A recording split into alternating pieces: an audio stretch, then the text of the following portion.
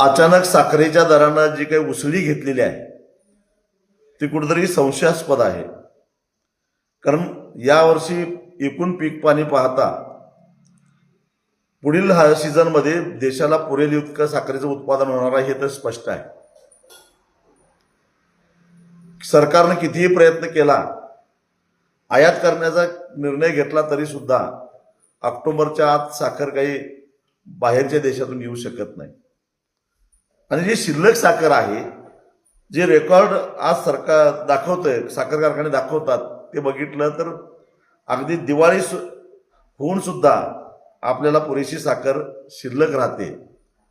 असं असताना साखरेच्या दरामध्ये संशयास्पदरित्या उसळी मारणं ही कुठेतरी पाणी मुळत असल्याचं दिसतं.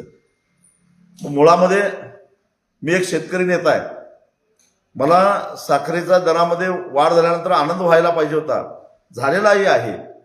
परंतु लगेच साखर कारखानदारांनी आम्ही आधीच साखर विकून टाकलेली आहे आणि आमच्याकडे आता फारशी साखर शिल्लक राहिलेली नाही असा कांगावा करायला सुरुवात केला आहे.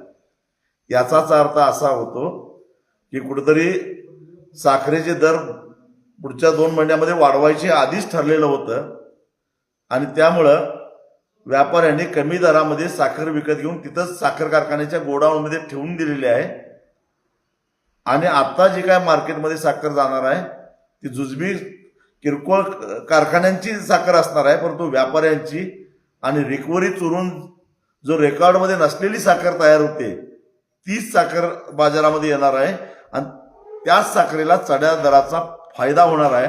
म्हणजे हे पैसे रिकव्हरी चुरून काळा पैसा तयार करणाऱ्या कारखानदारांच्या खिशात जाणार आहेत, व्यापाऱ्यांच्या खिशात जाणार आहेत. खरं तर हे साखरेचे दर बघितले तर आता प्रत्येक साखर कारखान्यानं टनाला 500 रुपये दुसरा हप्ता द्यायला पाहिजे असे हे दर आहेत.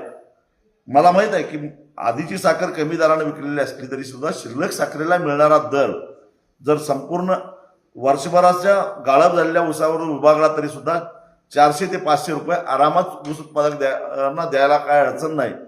परंतु लगेच आता कांगावा सुरू होणार आहे की आम्ही काही देऊ शकत नाही कारण आमची साखर आधीच विकून ठेवलेली आहे. त्यामुळं सरकारनं पहिल्यांदा तातडीनं प्रत्येक साखर कारखान्याचा शिल्लक साठा किती आहे याची माहिती घ्यावी. कुठेतरी 20-22 हजार कोटी रुपयाचा संपूर्ण देशामध्ये या साखरेच्या काळ्या बाजारामध्ये व्यवहार व्हायला लागलाय असा संशय घ्यायला जागा आहे.